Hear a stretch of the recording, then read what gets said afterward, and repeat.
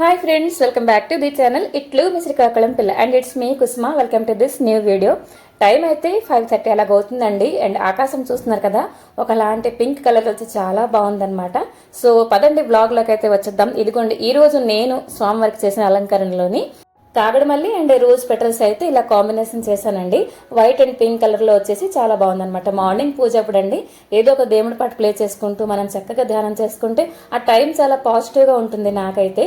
So ఇవాళ blog ఏంటి అని అంటే, మన ఇంట్లో వాళ్ళకి సండేస్ లో ఇలా హాలిడేస్ లోని చక్కగా ఒక వెజ్ థాళీ ఇంట్లో ఉండే వాటితోటి చక్కగా ఎలా ప్రిపేర్ చేసుకోవాలో అది మీతో ఈ వీడియోలో షేర్ చేసుకుంటున్నాను. ఐ హోప్ మీ అందరికి ఈ వీడియో ఖచ్చితంగా నచ్చుతుంది. అయితే ఈ రోజు థాళీలోని మనం పప్పు చేయట్లేదు, సాంబార్ కూడా చేయట్లేదు. చూస్తున్నారు కదా, ఒక స్వీట్ కార్న్, కొబ్బరికాయ ఇవన్నీ ఉన్నాయి. సో ఫస్ట్ అయితే స్వీట్ కార్న్ శుభ్రంగా ఒలిచేస్తున్నాను. సో ఇది మనం ఎవరైనా ఇంటికి గెస్ట్ వచ్చినా కూడా చక్కగా ఈ థాళీ మనం ప్రిఫర్ చేసుకోవచ్చు. అంటే ఎప్పుడూ పప్పు కానీ సాంబార్ కానీ చేసేస్తే ఆ సాంబార్ చేసి పడేసింది అని చెప్పేసి అంటారు, కానీ దాని వెనకాల ఎంత శ్రమ ఉంటుంది కదా. అయితే అది కామన్ అయిపోయింది, సాంబార్ కానీ పప్పు కానీ. సో అది ఈరోజు మనం చేయట్లేదు. స్వీట్ కార్న్తో ఒక రెసిపీ చేస్తున్నాను. అండ్ కొబ్బరికాయ ఏంటనంటే పచ్చడి చేస్తానండి. ఎందుకంటే మనకి ఒక పులుసు చేస్తాను మన థాళీలోని, కాబట్టి పులుసులోకి సైడ్గా మనకి పచ్చడి ఉంటే పచ్చడి అన్నట్లో కూడా మనం చక్కగా, అంటే మీకు పచ్చడి అలవాటు ఉండి ఉండొచ్చు మేబీ, ఎందుకంటే సౌత్ ఇండియన్ హోటల్స్లో మీరు వెళ్ళారంటే పచ్చడి కంపల్సరీ ఇస్తారండి. ఐ హోప్ మీ అందరికీ కూడా నచ్చుతూ ఉంటుంది కొబ్బరి పచ్చడి నేను అనుకుంటున్నాను. మా ఇంట్లో చాలా ఇష్టం అండి కొబ్బరి పచ్చడి. అది కూడా కొంచెం లేతగా ఉంటే ఇంకా బాగుంటుంది. సో ఇక్కడైతే చిన్న చిన్న ముక్కలు కట్ చేసుకున్నాను కొబ్బరికాయ. అండ్ స్వీట్ కార్న్ కూడా శుభ్రంగా వలిచేసుకుంటున్నాను అనమాట. స్వీట్ కార్న్ అయితే మనం చూడండి, హోటల్స్లో మనకి స్టార్టర్ ఇస్తారు కదా, ఆ టైప్ ఫస్ట్ అయితే చేద్దాం అనుకున్నాను. కానీ ఇవాళ రేపు అందరూ కూడా హెల్త్ కాన్షియస్, ఎక్కువ ఆయిల్ కానీ తినడానికి ఇష్టపడట్లేదు. ఇవన్నీ ఉంటాయి కదా, ఎక్కువ రైస్ కానీ తినము, ఇవన్నీ కూడా మనకి అంటే అంటూ ఉంటాం కదా మనం. సో ఇదిగోండి, స్వీట్ కార్న్ అయితే ఫస్ట్ అయితే శుభ్రంగా ఒలిచేస్తున్నాను. అండ్ ఇప్పుడు అంటే స్వీట్ కార్న్ ఒలిచేటప్పుడు కొంచెం వాటర్ పెట్టేస్తాను స్టవ్ పైన. ఇప్పుడైతే కొంచెం ఒక 2-3 బాయిల్ వచ్చిన వరకు ఉడికిస్తున్నాను, కొంచెం సాల్ట్ వేసి.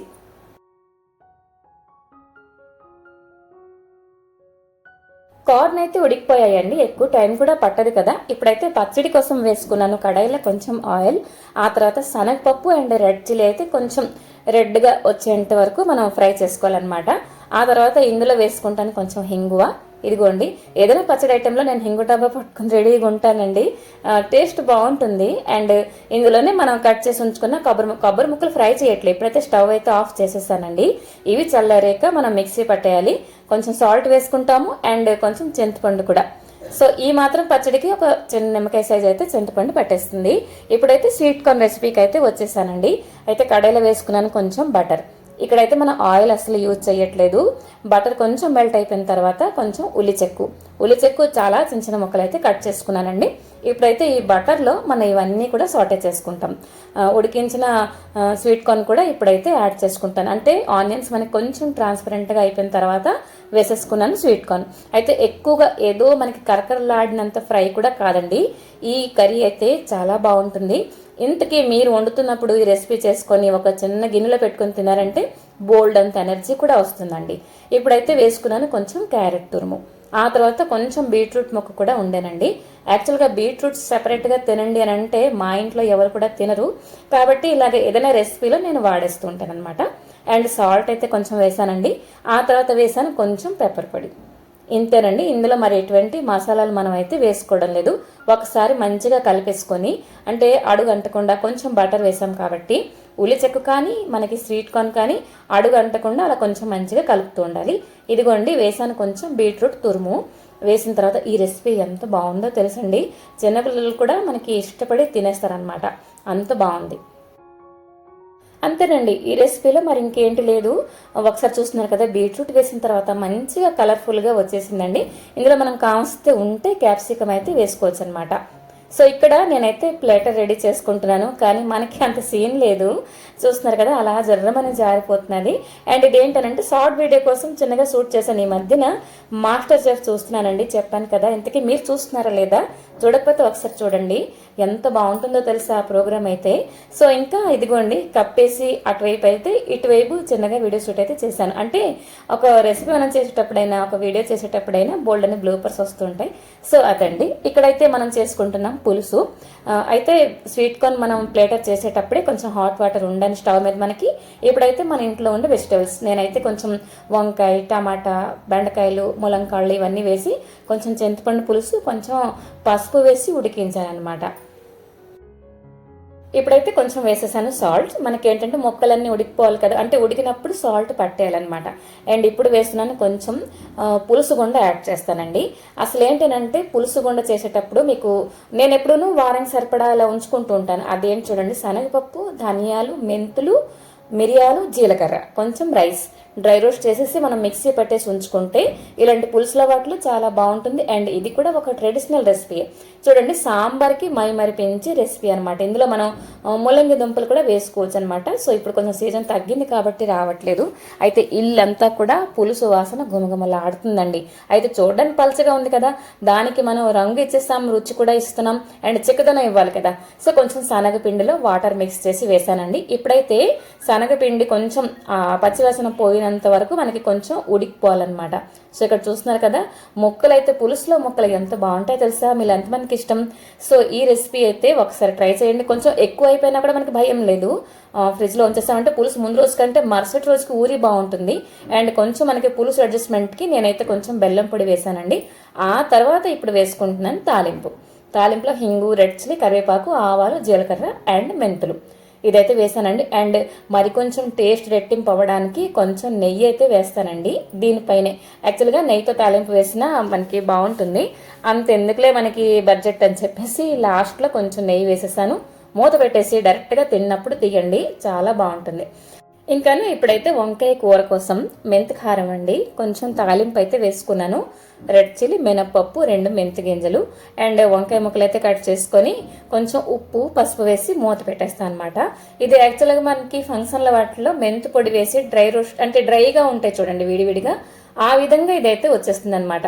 ఒక్క పిసరు వాటర్ వేసుకోకుండా ఉప్పు వేసాం కాబట్టి కొంచెం ఆరార మధ్యలో కలుపుతూ, అసలు యాక్చువల్గా వంకాయ ముక్కలు గడిగడికి కలిపితే కమిలిపోతాయని చెప్పేసి కూడా అంటారు కదా, కొంచెం టైం చూసుకొని కలుపుతూ చూడండి అన్నీ కూడా వంకాయ ముక్కలు ఉడికిపోయాయి అండ్ విడివిడిగా కూడా ఉన్నాయన్నమాట.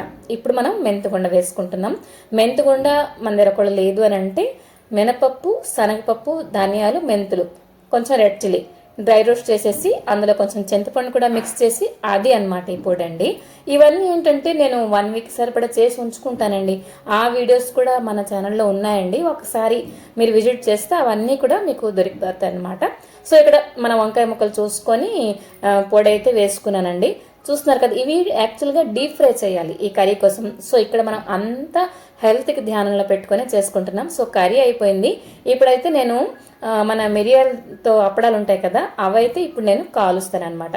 డైరెక్ట్గా ఇది స్టవ్ పైన అయితే పెట్టట్లేదు, తవా ఫ్రై అనమాట. తవా మీద వేసేసి రొట్టెల్లా కాల్చేసి, మీకు గుర్తుందా పూర్వం రోజుల్లో అప్పడాలు కాల్చేసి దాని మీద అమ్మగానే ఒక చుక్క నూనె వేస్తే ఆ వాసన, ఆ రుచి అద్భుతంగా ఉండేది కదా. సో నేను అదే ఇప్పుడైతే మళ్ళీ చేసుకుంటున్నాను అనమాట. ఒక 3 అప్పడాలు అయితే ఇదిగోండి కాల్చాను.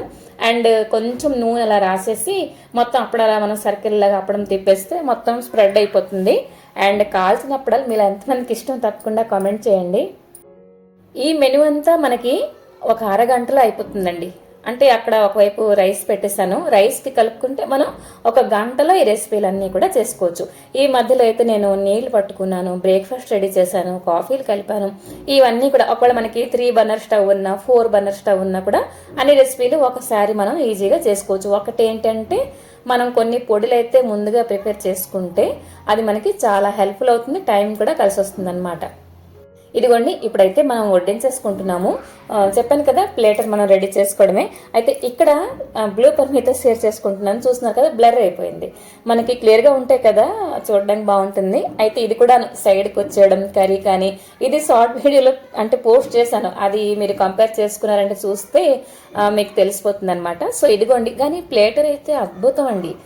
అంటే ప్లేట్ మొత్తం మీరు ఒక్క పిసరు విడిచిపెట్టకుండా తినేస్తారు, ఈవెన్ చిన్నపిల్లలు కూడా. సో ఇదిగోండి మళ్ళీ షూట్ చేస్తున్నాను, మళ్ళీ బ్లర్ అయిపోతున్నది అది చూసుకుంటూ. ఇదిగోండి అయితే చేస్తున్నాను అనమాట. అండ్ వంకాయ కర్రీ అయితే కొంచెం పులుపు ఉండి కారం ఉండి మెంతుకూర అయితే చాలా బాగా వచ్చింది అనమాట. ఒకవేళ మీరు వెజిటేరియన్ అయితే ఈ థాళీ మీరు ఒకసారి మస్ట్ ట్రై చేయండి, చాలా బాగుంటుంది అనమాట. ఇలాగే మనం రకరకాలుగా లైక్ ఎలాగంటే ఒరిస్సా థాళీ కూడా ఫేమస్ థాళీ రెడీ చేసుకోవచ్చు. ఇదిగోండి పచ్చడి అన్నట్లో పూర్వం అయితే పచ్చడి వడ్డించిన కానీ ఒక గంటెడు నెయ్యి వేయమ్మా అని చెప్పేసి అంటారనమాట. అంత అంటే నూనె కానీ నెయ్యి కానీ వేసుకొని వేడి అన్నట్లో కలుపుకొని తింటారు. బట్ ఇవాళ రేపు ఆ ఫుడ్ అనేది మర్చిపోయాం. బట్ ఓకే, మనం మళ్ళీ అలా వండుకోవచ్చు, చక్కగా తినొచ్చండి. అప్పుడప్పుడు కొంచెం ఆయిల్ తిన్నా కూడా ఎటువంటి ప్రాబ్లం లేదు. బట్ ఈరోజు మనం అన్నీ కూడా లెస్ ఆయిల్తో వండాము, బటర్ యూజ్ చేసాము, అండ్ ఎక్కడ కూడా డీప్ ఫ్రై కూడా చేయలేదు. And without deep fry less oil అనుకోవచ్చు, మన థాళీ అయితే రెడీ అయిపోయింది అనమాట. సో సరేనండి, ఈ వ్లాగ్ ఎలా ఉంది అంటే తప్పకుండా కామెంట్ చేయండి. మీ కామెంట్కి నేను తప్పకుండా వెయిట్ చేస్తుంటాను. మరొక మంచి వీడియోతో ముందుకు వస్తాను. Till then take care and bye bye.